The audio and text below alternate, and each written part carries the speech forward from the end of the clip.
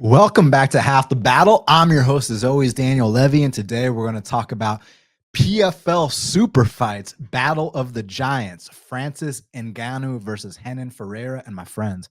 It's going down this Saturday live at the Kingdom Arena in Riyadh, Saudi Arabia. You got the former UFC heavyweight champion, Francis Ngannou, 3 years removed from his last MMA appearance, finally making that PFL debut against the PFL heavyweight champion, Renan Ferreira. We also got Cris Cyborg versus Larissa Pacheco on the card. And another fight I want to talk about between AJ McKee and Paul Hughes. I'm going to cover those 3 fights. And then I'm going to take a look at the rest of the card, see if I recognize any of the other fighters, maybe a quick pick here and there. But those 3 fights I want to talk about. So let's get down to business, my friends.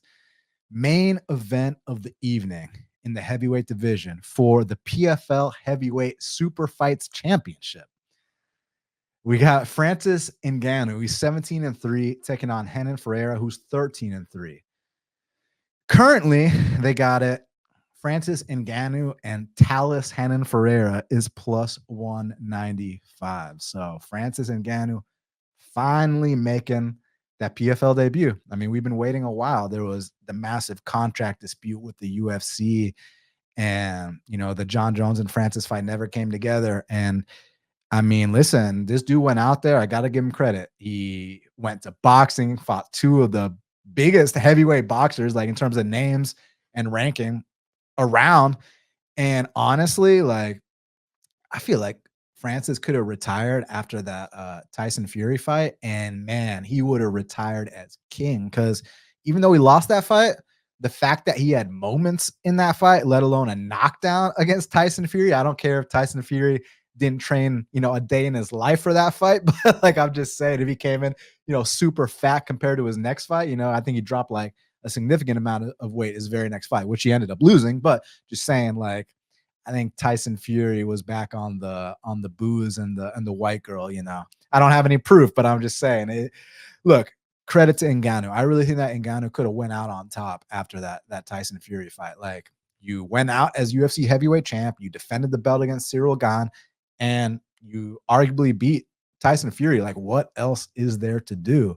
But that's where these delusions of grandeur come in, and people kind of overplay their hand a little bit. And similar things happen to Conor McGregor. Y'all remember? Let's talk about Conor McGregor. Let me pull up his record real quick, because I want to make an example of what's happened since the Floyd Mayweather fight. Because Conor McGregor, he was the UFC defending champion. Well, he never defended a single belt, but I'm just saying he had got double champ status, right, against Eddie Alvarez, which a lot of people thought was the best performance of Conor's career.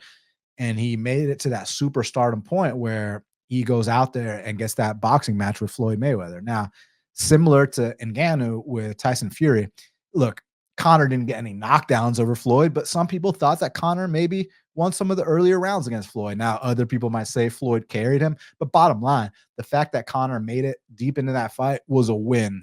For an 0-0 guy to make it that far in a fight with the #1 pound for pound boxer of all time, like, that was badass, and he could have went out on that, but instead Conor came back, and I mean, he's 1-4 in his last 4 fights and been finishing all 4 of those losses, with the 1 win coming over a Donald Cerrone, who, let's be frank, shat the bed that night under the bright lights. And Conor's never been the same since then. Like I said, he took that Floyd fight, the money, the white girl, everything, it changed him completely, was never the same. Now, obviously, Conor and Francis are 2 completely different human beings. So just because Conor went downhill after that doesn't mean that Francis is necessarily going to go downhill after that. But we actually have an example of a guy being a UFC champion, going over to boxing, and we got to see what happened after that. He was never the same after that. So Francis Ngannou, and I'm going to talk about his UFC fights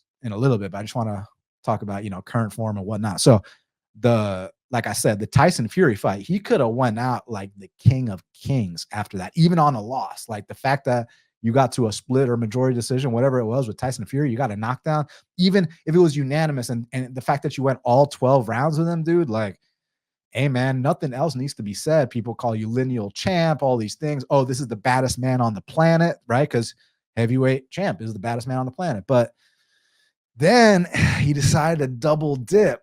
Then he got a little greedy. He got a little cocky. Listen, I get it. The money was probably amazing in that Joshua fight, but like, the fairy tale's over now, guys. The way he got starched and stiffened by Anthony Joshua. Listen, I get it, guys. An 0-1 guy versus Anthony Joshua. Like, what the hell do you think was going to happen, right?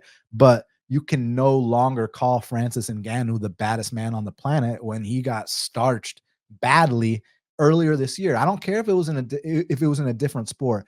You can't be coming off a devastating knockout loss, different sport or not, and be considered the baddest man on the planet anymore. So what I'm trying to say is that aura of invincibility that Francis had when he left the UFC and when he boxed Tyson, Anthony Joshua just took it and dunked it, and it's over with now. So now you got to take into consideration that Francis hasn't fought in MMA in 3 years. Okay, so let's talk about the last time that he fought inside a cage, an octagon. So before we talk about the Gon fight, let's talk about the Stipe Miocic fight, and let's talk about both Stipe Miocic fights because, man, and I'm gonna go off on a little tangent on a side note here. So the first time he fought Stipe, right, the time that he lost, I had a 5-unit max bet on Francis against Stipe the first time, right? And this was back when I was selling bets and stuff, which now I have a completely different opinion of selling bets now than I did back then, now that I've actually experienced it. Because one thing about selling bets that everybody needs to understand here is that, and I had to figure this out myself. It was common sense, but it didn't occur to me, because when I started selling bets, I was coming off 3 straight, double-digit winning years. I thought, oh, like, I can't have a losing year. I'm God's gift to betting. I'm best fight, like my head had blown up, right? And one thing about touting and buying picks that everybody listening needs to understand is just because the capper, the better that you're tailing had a lot of success prior, that does not indicate that he's going to have future success. And what I mean by that is you see this guy who's on a hot streak, right? And you're like, fuck, I want to start tailing this guy. You're not gonna you can't retroactively go get all his wins from the past, and past results are not indicative of future results. So I'm just saying, just because some dude is on a huge hot streak doesn't mean that you're going to be able to cash in on it, because you might catch them right when they go cold. Then they have a month, like you get a month membership, and that's when they start going on a cold streak. Then you just tail every bet from that cold streak. You think they're terrible, you can't reap any of the rewards of their past success. So all that shit opened my eyes. And the reason I went on that tangent was because I was selling bets when Francis fought Stipe the first time, and he pulled an epic stunt. And Dana was even like, this dude left the United States to go to Paris like a week before the fight. He was partying, he was doing the whole bit, and like his ego had exploded so much that he literally thought he was the king of kings and could do no wrong. And then Stipe did what he did to him. And then the next fight against Black Beast, that's one of the biggest stunts I've ever seen in all my years watching the sport. But after that, man, so he comes back a few months later, knocks out Curtis Blades in the first round, knocks out Cain Velasquez in the first round, knocks out Junior Cigano in the first round, knocks out Jairzinho Rozenstruik in the first round, makes it back to that Stipe rematch. And I go back to the well, and I bet Francis again. And this time, what he does to him the second time he fights Stipe is what I expected him to do the first time he fought Stipe, which is destroy him. Show that you really are this superhuman. He punches harder than a Ford Escort going 30 miles per hour. What the fuck was the quote? Remember that? Remember that shit, guys? And Francis actually really surprised me in the Stipe fight, not with the power, but actually he was going out there and like suplexing a guy like Stipe, who was a former D1 wrestler. And then the very next fight against Cyril Gane. Now, the fight against Cyril Gane, one thing we got to point out, it was close to a year after the second Stipe fight. And a lot of people's memory of what happened in that fight is kind of altered and kind of fake news. Like, for example, nowadays I hear people talking about how, Francis ragdolled Cyril Gane, right? That's what I hear. And I bet on Francis against Cyril Gane. I think it was like plus 130 odds. So I've bet on Francis's last 2 UFC fights. So people are like, oh yeah, Francis ragdolled Cyril Gane. Is that really what happened? Because I'm pretty damn sure that Cyril Gane outstruck him cleanly the first 2 rounds. But in that third round, Francis Ngannou made a championship adjustment. He started going to the takedowns, And in the third and fourth rounds, he was able to hit 2 takedowns in each of those rounds. So then it was 2-2 going into the fifth round.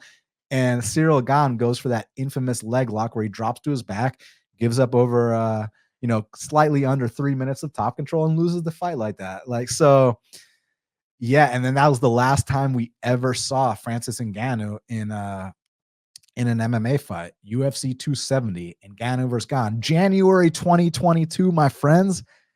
January 2025 is right around the corner. Guys, it's almost been 3 years since this guy's competed in MMA.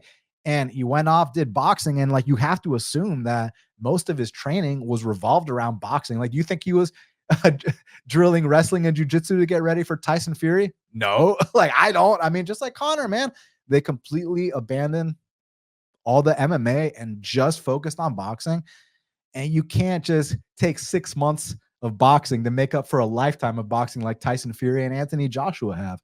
But again, he could have walked away after the Tyson Fury fight, but no, greed gets the best of us, man. And the way he got slept against Joshua, he is no longer the baddest man on the planet. We're 3 years removed from his last MMA fight. And since the last time that Francis Ngannou fought in MMA, his opponent, Renan Ferreira, has actually gone out and had 8 fights. He's literally developed himself from a guy with an extremely suspect ground game, which I still think, he doesn't have the best get-up game in the world, but he went from being that guy who was getting exposed by not the best competition to he rose up and became a PFL world champion. It took him a couple tries, but like this guy always had potential, Renan Ferreira, right? Because look at the physical attributes, man. 6'8" with an 85-inch reach. Like, this is like unheard of stuff. And usually when you see a guy that big, it's like Stefan Struve, who's like 6'11" and is completely unathletic. And like, it's like, come on, man. But like when you look at Renan Ferreira, this guy's a physical specimen at that size. And it's funny because PFL came to Atlanta a few times, and I actually met both Francis and Renan Ferreira. I shook their hands, dude. Listen, I'm not the tallest guy in the world, but I'm not the smallest guy in the world either. Okay. And when I shook their hands, man, like I do not have small hands at all. It was like I was shaking Bigfoot's hands. For both of them, I was like, God damn, it's like his whole hand is like, like can fucking overlap my whole hand when he shakes it. Like, thank you for not squeezing my hand to where it breaks. Both of you. You guys are fucking giants, man. Battle of the Giants. So the thing about Renan Ferreira is that he took his L's like a man. He took his setbacks, went back to the gym, fixed some things up. And I really felt like, I mean, I get it. Look, the Mateus Sheffield and Maurice Green fights, he wasn't tested in that area. But I felt like in that Dennis Goldsov fight, he really showed that, like, hey, like, it is a little bit harder to take me down now. It is hard to do damage on me when you do take me down. I am getting better at defending these spots. That's what I've seen from Renan Ferreira. And look, people can say, but Renan Ferreira has never fought UFC level competition. That's not necessarily true, guys. I mean, he has a first round knockout over Fabricio Werdum, former heavyweight champion, and a first round knockout win over Ryan Bader, former UFC top 5 guy and former Bellator champ. So like, I get it. It was Fabricio past his prime, and there's also some controversy in that fight, but I mean, we can talk about the phantom tap or whatnot, or we can also talk about how Renan knocked Fabricio Werdum the out, right? So he has beat, look, again, the former Fabricio and the former Ryan Bader, they're kind of on their way out, but like, you handled them like they're on their way out. And at least we know he's gone in there with a former UFC heavyweight champion and Ryan Bader, a former 2-division champion in Bellator. So he's starched real guys before. That much I know. This is the first time that Francis is going to be at a size disadvantage in a fight. And again, coming off that 3-year layoff in MMA, I'm curious, like, where is your wrestling where it was when you fought Gane? And even then, was your wrestling even that good when you fought Gane, or was Gane, trying to play on his back and do leg locks? So here's my thing, guys. If this is Ngannou 6 months removed from the second Stipe fight, 6 months removed from the Gane fight, I'm taking Francis, man. But like, and there still might be a chance Francis wins, but at these kind of odds, when I feel like Renan Ferreira is a guy that I've been scouting for a very, very long time, and I've always thought he had immense potential, just had to fix up a couple things in his game. Well, now you're a PFL champion. Now you have that confidence of a champion. I think he might have something for Francis, guys. Look, I can't say it confidently, but I did take a 1-unit shot on Renan Ferreira at plus 250. Look, now he's like plus 190. So I feel like I did my job beating this line by 60 cents. We'll see where I actually beat it by the time, the fight starts, right? But as of right now, I'm 60 cents ahead on this line. And again, people are asking me my confidence levels, even though I literally write the unit amount when I tweet out these bets. Like, it's a 1-unit play, not a multi-unit play. I'm not planting my flag. I'm not getting arrogant. Like, people can say this is the biggest step down that Francis has had in a while. Guys, this is the only fight that Francis has had in a while. He hasn't fought MMA in 3 years. And the last time he did, like, people's memory of that Gane fight, like I said, now it's all, oh, he ragdolled Gane. But back then it was like, some people thought that Gane arguably won the fight. And we never saw Francis fight in MMA ever again. He had 2 knee braces in that fight. So I'm just not exactly sure where Francis is at in terms of his skill. Now he's approaching 40 years old. This dude, Renan Ferreira, is only 34, entering his prime. So yeah, obviously it behooved Francis to get the wrestling going, because that has proven to be a weakness for Renan Ferreira. But I think Renan Ferreira is going to come out here and starch Francis Ngannou. I wish I was more confident. I'm only 1-unit confident. And honestly, you give me plus 250 odds on that dude in his current form against any heavyweight.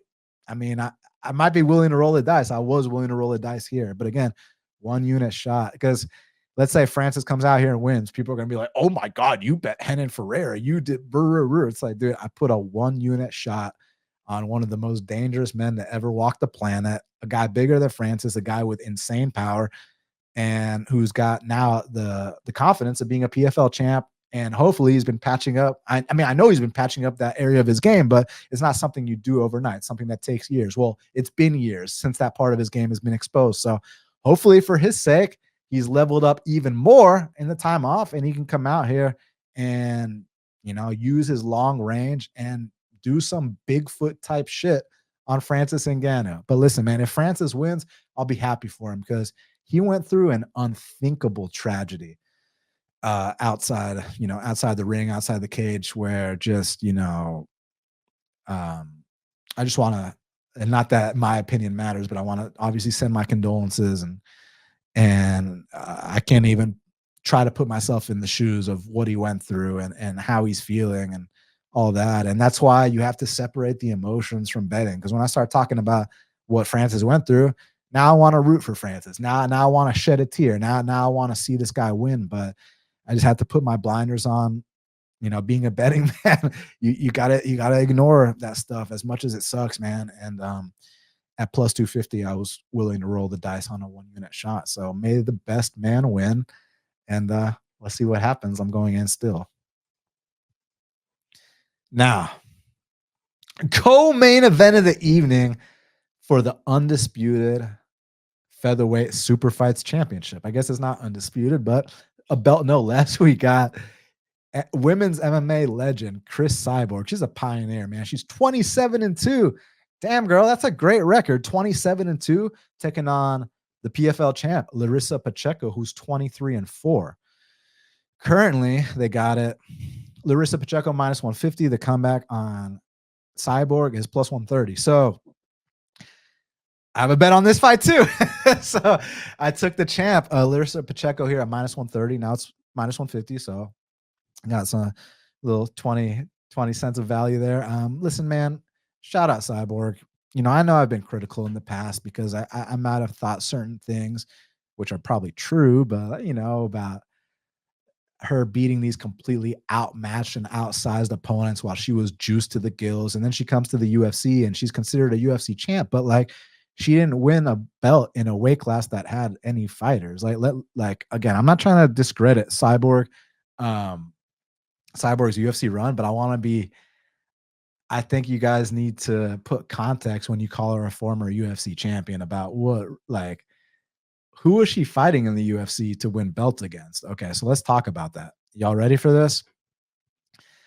So she makes her debut against Leslie Smith, who was 8-6 at the time. Then she fights Lena Landsberg, who is completely outsized. And let's be very frank about this. The Smith fight was at 140 pounds, okay? The Lena fight was at 140 pounds. Lena ain't no no featherweight. Then she fights Tanya Evinger, okay? And this is for a belt. She's fighting Tanya Evinger for a belt at featherweight, right? These are like the only opponents they can find. Then she fights Holly Holm, which this is an opponent with a name, but Holly Holm won her belt at bantamweight, not at featherweight. There's literally no featherweight, so we're bringing up bantamweights to fight you, right? Then she fights Yana Santos, again, a minus 1,000 favorite. Yana's not a featherweight. It's like you're fighting all these girls that are not featherweights, like defending the belt like that. And this is supposed to be one of the most dominant champs in UFC history. Like, yeah, okay. I'd rather think of Cyborg as a dominant Strikeforce champ or dominant Bellator champ, but to really sit down and parade her UFC champ run when she fought like bantamweights at featherweight, there's literally no one in that weight class. Like, come on, man, like stop it. And then she fights Amanda at featherweight, who Amanda's a bantamweight, and Amanda starches her in under a minute. Okay. And then Cyborg's fighting the Felicia Spencers. And it's like, dude, like, I think they had enough of that bullshit. Go fight Can somewhere else. You know what I'm saying, man? So then she goes back to Bellator. She's fighting the Julia Buds. Oh, she's rematching Leslie Smith, who's now 12-8. It's like, man.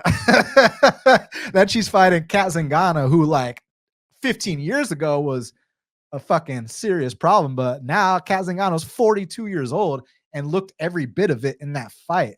Not to mention, I think I told y'all Cyborg's 39 now. This girl that she's up against, Pacheco, Pacheco actually had a little UFC stint long ass time ago. I'm talking about back in 2014, my guys, at bantamweight. Okay. Now, fast forward to 2024, and she's won a featherweight belt. She's won a lightweight belt, and she's beat real people. I mean, she beat Kayla Harrison over a 5-round duration. And that's after she's actually lost to Kayla twice. And when she lost to Kayla, she never got submitted in either of those fights. She comes back and, man, she did her thing against Kayla in that rematch. She's been starching other girls in under a minute, multiple ones. And she's 30 years old. It's almost like she's the new Cyborg. And I think she's meeting the actual Cyborg at a great time. Because like when you think of Cyborg's so intimidating. She's, more built than all these girls. She hits harder than all these girls. She's bigger, more intimidating, more Flintstone vitamins. The thing here is that now you've met your match, because this girl, Larissa Pacheco, and I mean this with no disrespect whatsoever when I say this. I know these words might be kind of controversial, but like, now you're fighting someone that's more masculine than you. Now you're fighting someone that hits harder than you. Now you're fighting someone that's 10 years younger than you. Now you're fighting someone that's hungrier than you. Now you're fighting someone that's bigger than you. I think that Cyborg Santos has finally met her match. The only concern I have, look, you have to have concerns in every fight. Obviously, with Renan Ferreira, I'm concerned about him being on his back. And with Pacheco and Cyborg, what I'm worried about is Pacheco showing Cyborg too much respect. A scenario where she probably had a poster of Cyborg on her wall growing up, idolized this girl, and now idols become rivals. So as long as she's not in the center of the PFL smart cage asking for an autograph and a selfie, I think that the youth and all her attributes are going to carry her through to get this dub. So I'll go on Larissa Pacheco here. Now, the next fight I want to talk about is a lightweight matchup between AJ McKee. He's 22-1, taking on Paul Hughes, who's 12-1. Currently, they got it AJ McKee minus 175. Oh, it just moved. AJ McKee minus 185. The comeback on Paul Hughes is plus 160. So AJ McKee is such a talented guy. And to think that he's only 29 years old is crazy, because he is literally the definition and the epitome of a homegrown prospect. I mean, this guy made his pro debut in Bellator in 2015. We're skipping all the way now to 2024, and he's still with the same promotion. I mean, he did the PFL versus Bellator, but I'm saying like he's still under the same umbrella. And like, damn, you've went from being a kid to being a former champ. Like, respect AJ McKee. And man, he brings a lot to the table. I really feel like around 2020/2021, that AJ McKee was like a top 15 pound for pound fighter on the planet. I felt like back then he could have came to the UFC and did some stuff, man. I really do feel that way, but I feel like, I don't know if his head exploded after the first Patricio Pitbull fight, but he did lose the rematch. And let me just say this: obviously, Patricio Pitbull is a legendary Bellator fighter, multiple division champ, et cetera, et cetera. But like, Patricio is a guy that's made bantamweight before. Okay, this kid Paul Hughes, he'd have to cut off his leg to make bantamweight. And then after that Patricio Pitbull rematch, the Spike Carlisle fight, look, AJ definitely won, but man, there's like moments there where I'm thinking, like, is AJ kind of plateau? I don't want to say declining about a 29-year-old. No, 29-year-old ain't declining. I'm just thinking, like, is this guy plateauing a bit? Because like, you have everything you want, man. You got millions in the bank. You got the designer shades, the custom gold chains. Like, you don't need this shit no more, man. You accomplished all your goals. What else is there to do, man? You reached the top of the mountain multiple times. And I feel like some of these subsequent fights since the Patricio rematch, look, the Clay Collard one was a great finish, but another thing, it's like similar trend. Clay Collard, after his absolute war with Shane Burgos, he hasn't been the same guy since. He's gone 1-4 since then. So it's like, you got to take into account what these absolute blood and guts wars will do to a fighter. And like I said, since that second Patricio fight, the Spike Carlisle fight was ugly. The Sydney Outlaw fight, I don't know if y'all remember it. AJ McKee literally won 30-27 off his back. But like, it's cool that he's got the fight IQ to like, hey, do damage off his back, kind of like old school Boss Rutan, Kevin Randleman, and almost Kenny Florian, Sean Shirk-esque as well. But the thing about it is, I've never seen AJ McKee just get taken down at will and controlled for multiple rounds at a time. So despite Carlisle and the Sydney Outlaw fights were kind of like, look, he's still really good, but like, I think he might be plateauing a bit. And then with this kid, Paul Hughes, I mean, this guy is brimming with confidence. And I'm very, very familiar with Paul Hughes because not too long ago, this kid, Jordan Vucenic, made his UFC debut against Guram, right? And Paul Hughes had 2 wars with Vucenic. And I actually, the first one he lost a split, I kind of low-key thought he won that fight, but then they rematch in a 5-round fight. So, Paul Hughes wins. This kid's gone 5 rounds. He's beat Jordan Vucenic, who's in the UFC, beat Morgan Charrier, who's in the UFC, and beat him over a 5-round duration, no less. And the thing about this kid, Hughes, like, he's already taken his first L, which I'm really happy about. So he doesn't have that delusional confidence of the undefeated fighter. He knows that I'm not invincible. But this is a guy that's gone out of his comfort zone in Ireland, is trained at Killcliff in Florida. And the word on the street from that gym is like, yo, this guy can hang with anybody. And the thing about Paul Hughes is he's a super physical guy. He's really well-rounded. At times, he can be a bit of a meathead for sure. But like, there's not one area in his game that's like a massive weakness. He's good everywhere. And the thing about it is, I think he might be a little bit too hungry for AJ at this point in his career. Listen, if it's a case where AJ is just slightly ahead, has paid more dues, and Paul has to, take a humbling setback, I understand that. But man, I really do think that Paul Hughes has been in this game long enough to where, he has had his setbacks. He has gone through his ups and downs. He has changed his weight class already, gone up to 55 and gotten accustomed to that new weight class. And just stylistically, I think that Paul Hughes is going to be hard to take down. I think he's going to be hard to outstrike.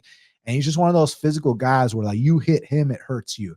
You try to take him down. Now, back in the days, takedown defense needed a lot of work. I think it's gotten a lot better since then. And his ground and pound is absolutely vicious, man. So I cannot wait for this fight. I can't confidently say that I think Hughes is going to take it, but what I can say is that at plus 160 odds, I might be willing to roll the dice on a 1-unit shot. Timing is everything in this sport. And I don't think that this is one of these kind of washed out fighters that AJ McKee's been fighting, like Spike Carlisle, like Sydney Outlaw, like Clay Collard. No disrespect. I love Clay Collard so much, but you guys know he hasn't been the same since the Shane Burgos fight. You leave, part of your soul in that cage, and you don't always get it back, man. The fight game is brutal, my friend. So yeah, I'm very pumped about that, but I'm gonna go with the underdog, Paul Hughes, to get this massive upset. So yeah, let's see what happens. All 1 unit risks on the underdogs this card, and to win 1 unit on the slight favorite. I bet this card. All right, so I can do some quick picks on some of these other fights, but I don't know if I know much about some of these guys. So Johnny Eblen rematching Fabian Edwards. Obviously, I know who both these guys are. I know they fought before. But I think that this dude, Johnny Eblen, obviously, he's a super tough guy. I've seen him overcome some bad spots. That Impa fight, man, he was getting his ass whooped, and he dug deep, and he really pushed through late in that fight. And that's something you have to respect. This guy's not going to quit on himself. But there was a while there where people were touting Johnny Eblen as, oh, this is the best middleweight in the world. He's just not in the UFC yet. And no disrespect to him. I think he's a good fighter, but I think that's ultra fake news. I think that's like some of the fakest news I've ever heard. I think he wouldn't be a champ in the UFC. No disrespect. And then on the other side with Fabian Edwards, I mean, he fights like his brother. It's like low output kickboxing, but he's very technically sound. He's sharp, good at countering. And if you're not quite on your game against a guy like Fabian, he's going to expose it. So I'm just curious to see what kind of adjustments he's made since the first fight. Let's check how long it's been since the first fight. So the first fight took place in September 2023. So a little bit over a year later. Like now, yeah, let's see what adjustments each guy has made. So yeah, I don't really have an opinion on that fight in terms of a pick. But that's what I think about the fight. Hussein Kadimagamoa versus Zafar Mosen. Never heard of either of these guys. Let me see if they beat anyone that I know. No, they haven't. Yeah, I don't know anything about these guys. Okay, let's move on to the next one. Okay, Rafion Stotts, excuse me, not Brazilian. Rafion Stotts taking on Marcus Breno. I know a lot about Rafion Stotts. Rafion Stotts is a stud, dude. Like his only two losses are quick knockout losses to Patchy Mix on a knee and Marab on a spinning back fist. So he lost to the Bellator champ and the UFC champ very quickly. What that tells me is if you can't get this guy out early, he's a fucking problem, man. And Rafion's got wins over some good guys. Magomedov, Levi Moles, who's now a retired fighter. But man, that dude was on a UFC trajectory at one point.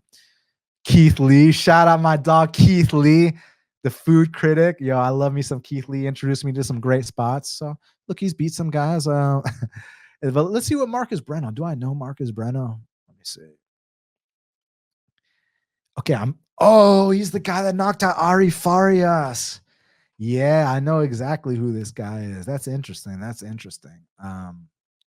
Yeah, I mean, I think that fight probably comes down to the same dynamic as any Rafion Stotts fight. Rafion can get his grind going, but he's always susceptible to getting caught. And this dude, Marcus Breno, how many knockouts he got on his record? 8 of them, including against Ari Farias, which was a sick knockout, man. So, yeah, I mean, I'm sure Rafion wins if he doesn't get knocked out. We got Maka Sharip Zainukov taking on Dedrick Sanders. Let's see. Let's take a look at the Russian. Okay. He's on a nice little win streak right now. I don't know any of the guys. We fought Alex De Silva. Is that Alex Leko De Silva? Oh, okay. So he beat Leko De Silva, who was in the UFC recently. Beat him by split. I haven't watched the fight, so I don't know if I truly feel like he won, but still a good win nonetheless. Dedrick Sanders, I am familiar with actually, because he's from a regional scene. I'm pretty sure he's from the Southeast regional scene. I remember when he got knocked out by Terrence McKinney in like 16 seconds. And I was like, damn, I was surprised to see this guy go on a win streak and make it to PFL and whatnot. So yeah, I feel happy for him. And that last fight he had against Sergio Cosio, I think Sergio Cosio, didn't he pull an epic stunt in that fight where he missed weight by like something stupid? Oh yeah, it was a 155-pound fight. He comes in 162.8, and yeah, he got slept bad. One thing I want to say before I forget, you know how I was talking about in the Ngannou breakdown, how like some PFL guys will, or some UFC guys will go to PFL and not perform, Anthony Pettis, Thiago Santos, and then other guys will, like OAM, will go out there and become a 2-time champ. But what I do want to say about regarding OAM, because it's funny, because not funny, but it's interesting because he was washing out the UFC at one point, then goes to PFL, becomes a 2-time champ.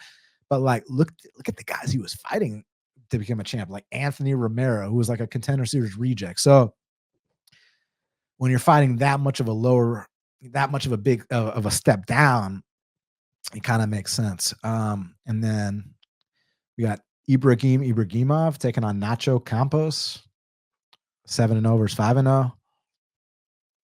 Yeah, I don't know anything about Ibragimov, and I don't know anything about Nacho, so no opinion there. And then let's see what else we got. Tariq Ismail versus Taha Benodaud. Tariq is 8-1. Taha is 3-0. What are the odds on that? Okay, only -170. Maybe this Taha kid is something good. I don't know. Do I know any of the people they've beat? Okay, Tariq beat Walel Watson, UFC vet, but like UFC vet that is now got like a 15-15 record. Okay, and Taha, yeah, I don't know any of the guys he beat. Anyways, I came here to talk about 3 fights and 3 fights only. So let's talk about the fight to watch and the fighter to watch. So what is the fight to watch? I mean, I think besides the main event, you got to go with AJ McKee versus Paul Hughes. AJ McKee, like I said, his whole career has been in Bellator. This guy's been the young stud for so long. He's done everything there is to do in Bellator. He's done everything there is to do outside the UFC, man. He's already got millions in the bank. He can retire today. Whereas Paul Hughes is still hungry to make a name for himself, but you can still be hungry, but still take a setback. And AJ McKee has been known to hand out setbacks to young prospects. And the funny thing about it is AJ McKee was once the young prospect. Now he's the vet taking on the young prospect. So this is, I love this fight a lot. When you hear the confidence of Hughes, I mean, this guy sold me, but let's see. So AJ McKee versus Paul Hughes, my fight to watch. My fighter to watch, I mean, listen, man, Larissa Pacheco and Renan Ferreira, y'all two are the PFL champs. You guys got the chance to defeat legendary fighters. I'm talking about former UFC heavyweight champion Francis Ngannou, who up until March of this year was considered the baddest man on the planet. And Larissa, you got the chance to beat Cyborg, who's one of the women's MMA goats. Like, I'm sure both are ultra motivated. And if they win in the fashion that I think they can, they might become stars too. So, man, I can't wait for that. So, y'all, let me know your thoughts on the fights below. Thank you again for checking out this breakdown. Make sure you follow me on Twitter at Best Fight Picks, at Half the Battle HQ. Follow me on Instagram at Half the Battle Pod. Subscribe, like, comment, share, all that. I'm on TikTok at Half the Battle Podcast.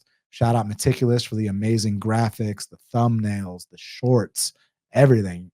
Thank you. And to the fans, y'all are absolutely amazing. I really, really feel the love that y'all have been showing me recently. I mean, this whole time, but recently especially, as I feel like you guys have noticed the effort I'm putting in to try to take this to a different level. So thank you for being here for the journey. Until the next time, let's cash these bets.